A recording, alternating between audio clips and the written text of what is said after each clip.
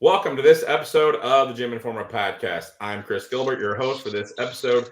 And today our host is Collin Whitney, the owner of two PWRBLD gyms just outside of the Philadelphia, Pennsylvania area. These are super cool hybrid powerlifting bodybuilding gyms that I got to go to just a couple weeks ago. I'm super excited to talk to Collin about them. But before we get started, let me take a short pause and I'll show you the photos that I took when I was at both of these super cool gyms.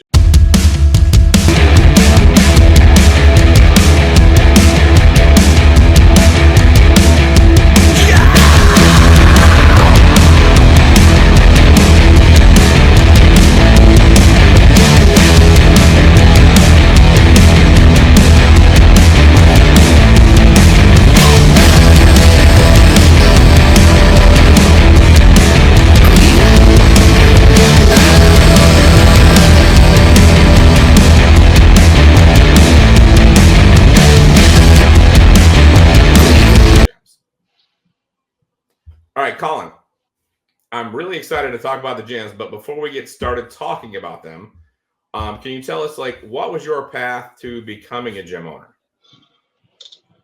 Yeah, so appreciate you having me on, first of all. But yeah, how I got started in gyms is just, obviously being passionate about training myself. Started getting into lifting around like 17, 18. And then, once I got into my early 20s, started taking it very serious. Ended up becoming a trainer, working with clients in person and online. And then I kind of stumbled into managing a gym, which was never really on the radar. It just was kind of circumstantial. Um, had the owners of a gym moving across the country, and they needed somebody, that they could kind of trust to take over the gym. And I was already affiliated with them a little bit as just like an athlete, Mm-hmm. and just got friendly with them over my time there as just a member and coaching some clients.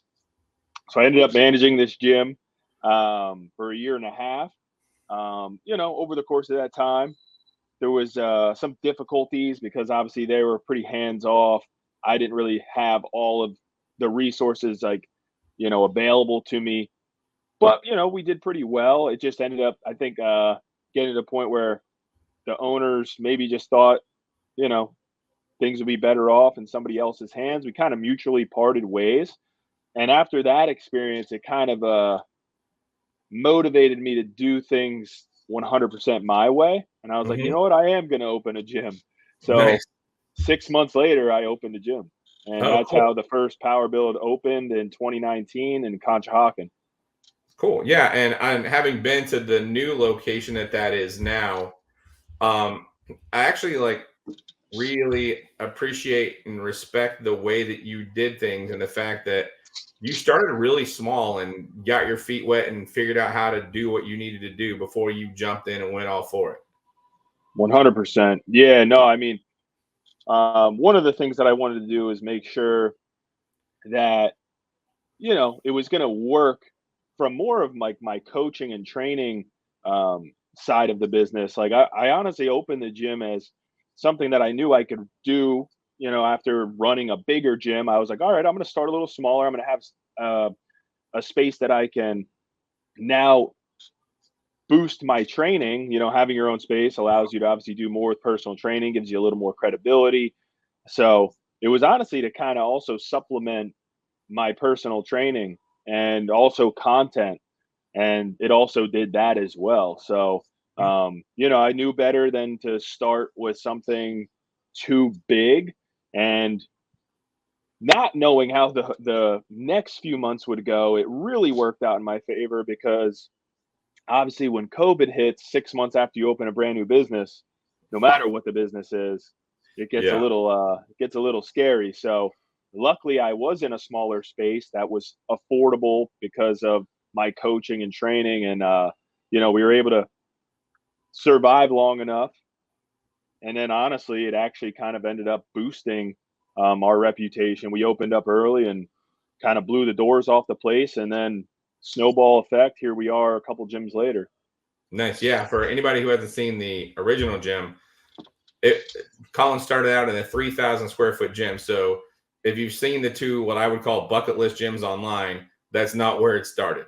So it Yeah. started out like in a very humble, I wouldn't even call it humble. I would just call it in a very realistically small space where you could do what you needed to do and learn what you want to do. And I think that's such an awesome lesson for anybody who's thinking about owning a gym. For sure. So let's get into talking about these gyms. We could jump right into the equipment, but let's talk about the atmosphere, because I felt like the atmosphere in both gyms, while it was like super awesome, was slightly different. Mm-hmm. Like the King of Prussian gym, I felt like they both had kind of an old school, new school mix. The new gym was way more new school, but the King of Prussia gym definitely had kind of an old school vibe, but it had a little bit of new school mixed in there. Is that what you were going for? Yeah, 100%. That'll continue to be the goal, is maintain, all of the pros of an old school gym, but bringing in the pros of a new school gym. I feel like sometimes you'll get the old school gyms that they kind of lean into that too much, and it's more so an excuse to kind of, have a little bit worse equipment, broken down equipment, dirty facility. So we don't want that. We want the pros of the old school gyms, meaning some of the equipment, just the style of equipment that we're going to be using, obviously a ton of free weights. And then obviously we want to bring in that new school aspect, which equipment has come a long way.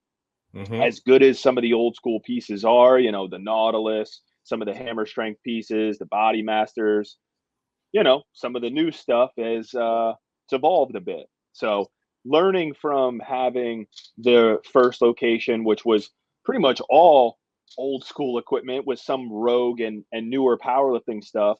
I learned like, all right, some of these older brands, they hold up really well. Some of them not so much. So you have to end up just almost spending more than just buying new. So over the course of time, as the gym has grown and scaled, we have kind of brought in more new equipment versus kind of the flip side originally was older equipment with a few new. Now it's kind of reverse. So, and a lot of that has to do with, we do get a ton of traffic. Our members are using and sometimes abusing this stuff. So having the newer equipment, a little bit better sustainability, and also some of the warranties that come along with it. That's kind of how that direction has changed. You could see the evolution from Conchi to the King of Prussia one, and then the Warrington one, which is a majority of new pieces. I noticed in King of Prussia it was a lot of like Atlantis and a lot of Arsenal, but there was still a lot of Nautilus and Body Master and old school cool stuff. Then I went over to the brand new gym, and it was pretty much Atlantis and Arsenal, like everywhere. So I thought that was super cool. So if you love that new school vibe, and you've got pretty much the only hybrid powerlifting bodybuilding gym in the new one that I would say was almost straight new school. Like I've been to some really like new school bodybuilding gyms, but yours is the first like heavy powerlifting gym that I've been to with that new school vibe, which was really cool. Yeah, we definitely wanted to kind of, take things up to a whole nother level, because even when King of Prussia came around, it was, I would say, probably one of the biggest, like real true hybrid bodybuilding and powerlifting gyms since then, in a pretty short amount of time, in like 3 years. You're starting to see that model replicated quite a bit, which is awesome. And then Warrington, though, we just wanted to, we've seen what some other people have done, and we're like, all right, how do we take this a step further? And Warrington is kind of that next level gym that, for most people when they go in there, if you're like truly, powerlifting, bodybuilding, like it's got some wow factor, and it's I feel like on a whole nother level. Oh yeah, I mean it was definitely, they're both on a bucket list sort of like area, I would call them anyway. And the King of Prussia gym was the first gym I'd been to in a little while that I was like, I don't want to leave. Like I just want to stay here all day and just work out, because it was just it had such a good feel. Yeah. Like the members there are super friendly, your staff there is super friendly. Everybody just really loved the being in the gym. It seemed like I talked to quite a few people. Like it just really seemed like a great place to work out. Yeah. Yeah. I feel like culture wise, we have an amazing culture. And I think actually a lot of that stemmed from the small start, Mm-hmm. having the small, close knit community that we had at Conchi, where we had to train together, be very close, work in together. There was no other option. If you wanted to get your work in, you're working in with somebody else. Mm-hmm. And I think that just kind of trickled down to the King of Prussia location, which was bigger, had more space, more equipment, but it kind of just that culture transferred over. And now you're starting to see that even at Warrington, even though it's big and everything's spaced out, you still see the kid going for his PR deadlift and everyone stops and is screaming. Like that to me is what it's all about. That's the environment we want to have day in and day out. Oh, that's And super awesome. yeah, so far we've done a pretty good job at that, I think. Yeah, that's super awesome. And I think it's super cool. Like, I think that's what I love about hybrid gyms is that powerlifting gyms do such a good job with that culture aspect and bodybuilders tend to be a little more off by themselves, but you put them with that powerlifting aspect and they embrace it as well, and everybody gets on board with it. So I think No, it's 100%. Yeah, we've seen that. That was early on. Again, the first gym, much more powerlifting dominant. Once we got KOP opened up, added in all of those extra machines, the bodybuilders came through, and I think that powerlifting culture has kind of resonated with the bodybuilders. You see a ton of bodybuilders in here training together, 2, 3 mm-hmm. people all working in on the hack squat, this and that, get each other hype, pushing each other like forced reps. I mean, it's it's motivating no matter what. That's the other thing is like you could come in here brand new, first experience, and you're gonna be motivated. I think that's for sure. I think a lot of times people sometimes it's almost intimidating to walk in, but I think within 5-10 minutes the intimidation turns into motivation, and then you don't want to leave. Yeah, no, that's what I experienced. I was there working out and I was like, well, first I was like, what am I going to do? Because I don't decide what I'm going to work until I go to a gym usually. I was like, man, I want to work like everything. Yeah, yeah, yeah. But I wanted to ask, like, of the new school stuff, is there a reason that you went like Atlantis and Arsenal? Yeah, over the years, I'm always going to all the gyms that I can. If I'm traveling, I'm finding the coolest gym. I want to go check it out. I want to try their equipment. I've always been kind of obsessed with equipment. And, over the years, I've found that there's a few brands that stand out.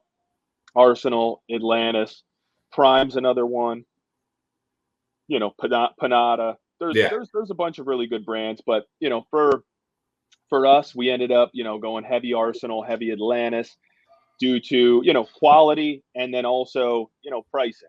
Some Mm-hmm. of the brands they can end up being in my opinion Atlantis is as good as any brand. Literally could go against Panada any day of the week, but Panada's twice the price. Mm-hmm. So there's the pricing comes into play.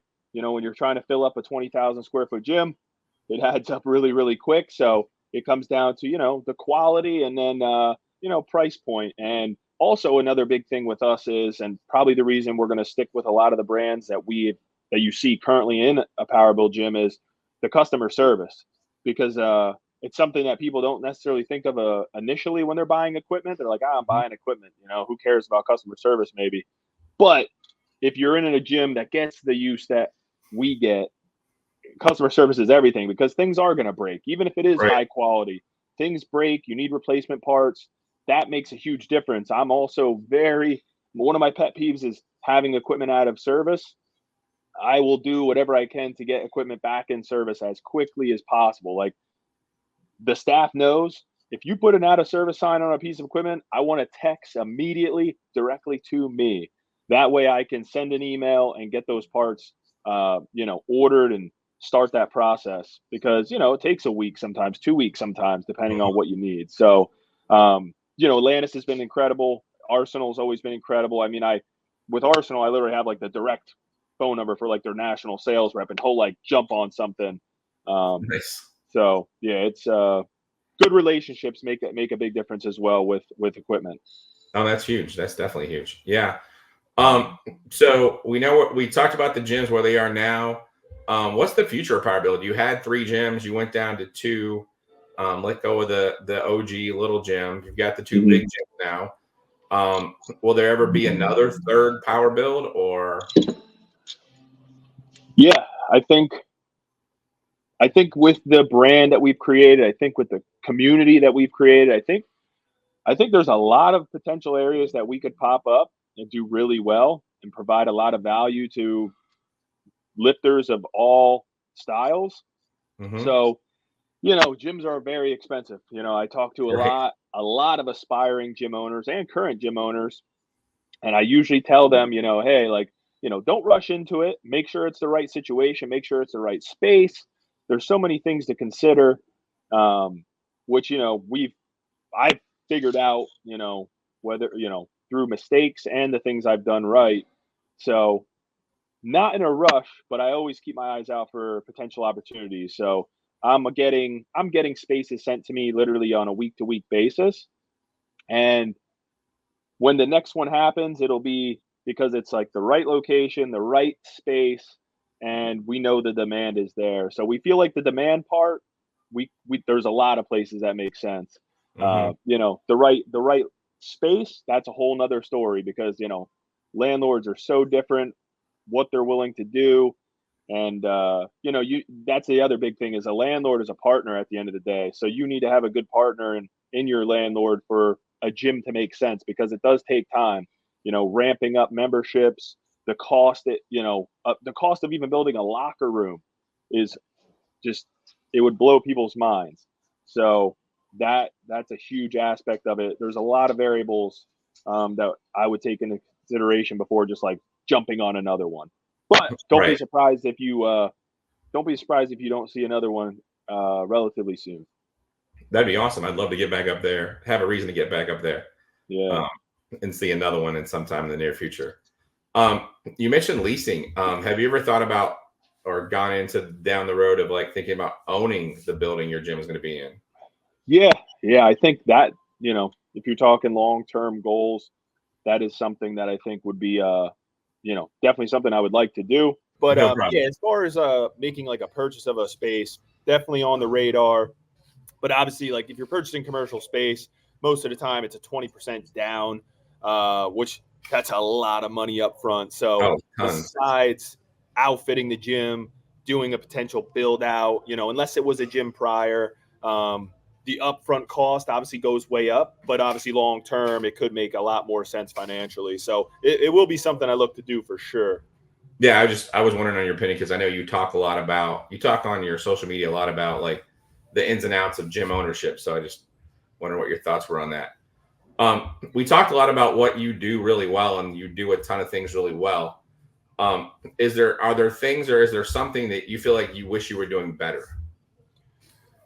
Um, Funny enough, I got started with coaching and training, and I always had like a lot of success individually with that. One of the Hmm. things that now we're trying to do is continue to build our coaching team so that way we can help people get into the gym, get into strength training, and then also help accelerate people who are already doing it to get to another level. We have a lot of people now that do work with our coaching team that are already doing that, but I think the potential for that is huge. Hmm. um, we're starting to do like free clinics once a month where you could come in, work with one of our coaches or a couple of our coaches actually, and we're going to go over how do we improve your deadlift, things you're doing well, things that you can improve on. And that's actually now going to be free for non-members and members. So kind of that community outreach, getting Hmm. people more involved in strength training, that's a huge goal of mine moving forward. We're also working with some of the local high schools and colleges to actually help implement lifting club programs. So I think that's another big thing is, helping them establish like, a powerlifting club, something that people can do that maybe aren't doing sports, but they want to do something with other people, the social aspect of it, but then also just, again, like once you start training, the benefit physically and mentally is just immeasurable. You know what I mean? So Oh, 100%. that's a big part of it now is like using our audience that we have, using kind of the reputation, using the coaches that we have to help provide way more value. I think a lot of times like gyms just kind of end up, I don't know, they just have people come in, pay for a membership, and leave. We want to make it more than that. Like a lot of people talk about the community aspect of it, but like we really want to be about it. And those are some of the things that are things that we're starting to do well. But I think there's just huge potential that I'm really focusing on. We have been this year, and obviously continuing to move forward, we will do the same. That's awesome. And then one of the things, the last time we always like to ask the gym owners to come on our show, and I know you've talked a lot about these sort of things on your social media, but I was wondering if there was something you wanted to put out here was what if there was a piece of advice that you would give to a potential new gym owner or somebody who wants to open a gym, what would that be? I think it's tough to give like a single answer, but the one thing that I would say, I got to do like a 2-part thing. So the first part would be building up your personal audience, because in any business, if you have an audience yourself, it is going to help jumpstart whatever business venture you have times 10. That was one of the things that I had done almost unknowingly like at the start, was I was building a bit of a following, building a reputation in powerlifting, competing myself and coaching others. So when I opened a gym, it wasn't just there's a new gym on the block. It was like, oh, Collin opened a gym, and like they know me from maybe a meet, or maybe they were a client of mine or are a client of mine. So I think that is huge, that people still don't value to the extent that it should be valued. And then the other thing is just do your due diligence as far as research on cost, and talk to somebody who's been through it before, because there is so many hidden costs. And again, any business, but especially in gyms, that I think gyms have this kind of like, it's cool, right? It's cool to be a gym owner. I feel like anyone who likes training, they have this idea that owning a gym would be awesome, just awesome. And I'm like, it can be, but it does come with a extreme amount of sacrifice. Like the people here at PWRBLD know that I pretty much live in the gyms. I'm literally laying on the ground, fixing machines, running. I'm speed walking across the gym floor from one thing to another, getting on a call, going from gym to gym. And again, like that's multiple gyms, but that's how it always has been. Even with Conchi, even with the little gym Conchi, I was constantly doing stuff. So it is just a crazy amount of work and sacrifice, but it can be very, very worth it. You know what I mean? So doing your due diligence as far as just knowing what you're getting into. And I guess that would kind of be my advice for any business venture, but those would be the 2 big ones. No, that's awesome. And the first one was something that no one had actually said before. So that was super cool. Is there anything else you wanted to tell anyone about PWRBLD before we go? I do greatly appreciate you coming on. No, yeah, I really appreciate it. Glad you got a chance to come and check out the current locations, and honestly appreciate the feedback, having you go to so many gyms and hear the positive feedback. That was really, really cool.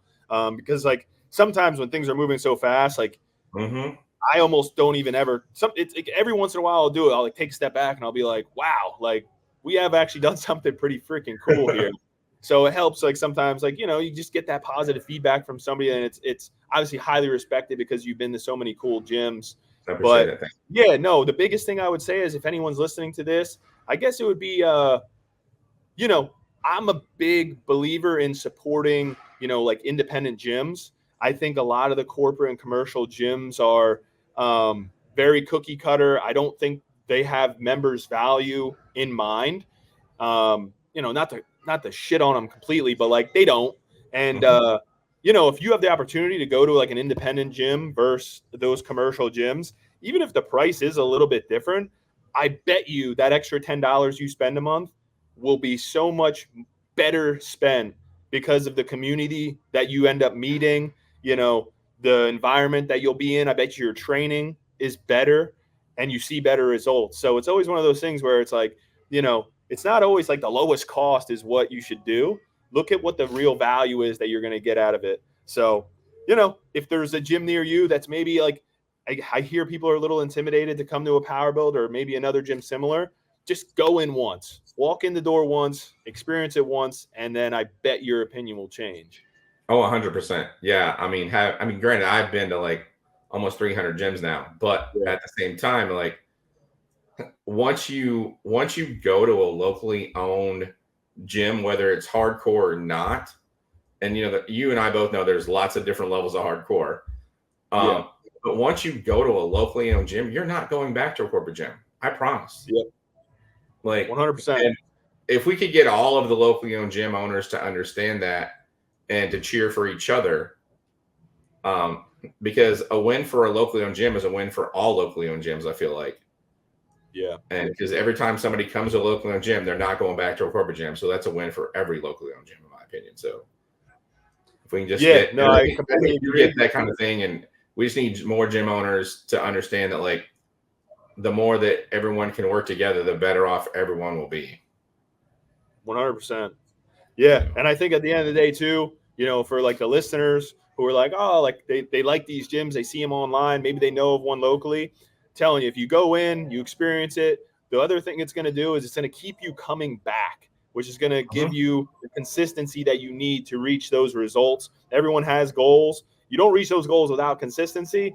And going into a Planet Fitness, a LA Fitness, there's zero motivation when you walk through those doors. Whenever I go into an LA Fitness, I'm like, man, I don't know, it's just dull, So being able to go into an environment where you walk through the doors and you're immediately like, all right, it's time to work, man, what that's going to do to you long term, it's, again, priceless. Oh, 100%. Yeah, I left in the middle of my one LA Fitness workout. It was an awful experience.